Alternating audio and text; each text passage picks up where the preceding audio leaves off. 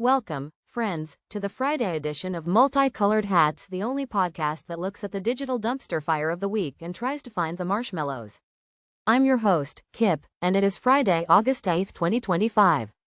This was the week OpenAI finally unleashed GPT-5, promising it's like talking to a PhD, which is great if you enjoy being corrected about everything.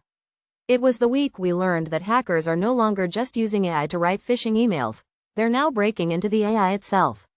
And it was the week Europe's grand plan to regulate the robots officially kicked in, while here in the US, our grand plan is still, apparently, just to make sure the robots aren't too woke.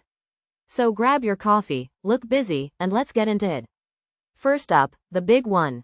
After months of hype, leaks, and cryptic tweets, OpenAI finally pulled the curtain back on its next-generation model, GPT-5. The launch event on Thursday was a masterclass in Silicon Valley ambition, with CEO Sam Altman declaring that while GPT-4 was like talking to a college student, GPT-5 is like having a PhD-level expert in anything, any area you need, on demand. 2. Fantastic.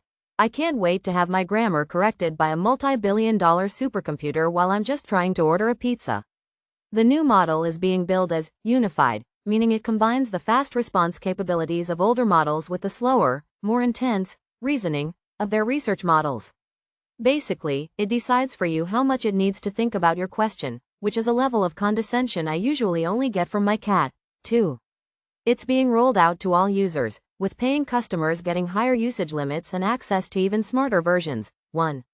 They've even added new personality styles, so you can now have your PhD-level expert respond as a cynic or a nerd. 1.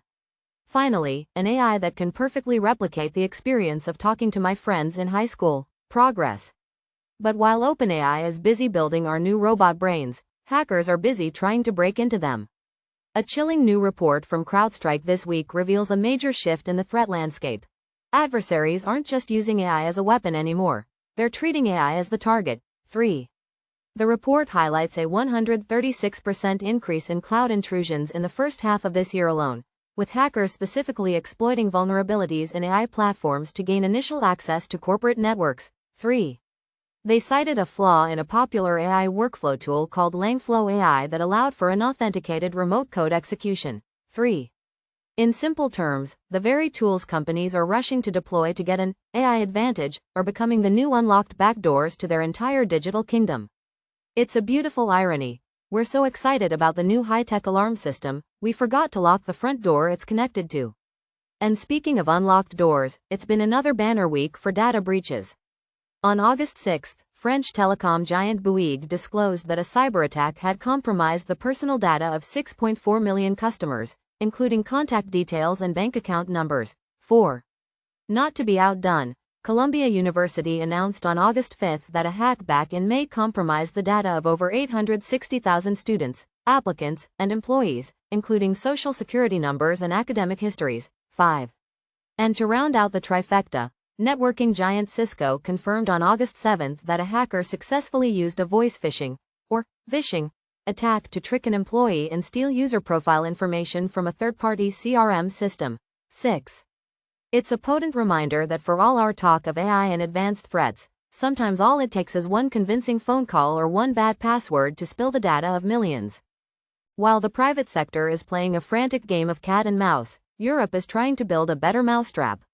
On August 2, a whole new slate of provisions from the landmark EUI Act officially went into effect. 7. 8. This is the big one, folks. Providers of general-purpose AI models now have to maintain detailed technical documentation, publish summaries of their training data, and establish a strategy to comply with copyright law. 8. The EU's new AI office is also officially up and running, tasked with overseeing these powerful models. 9.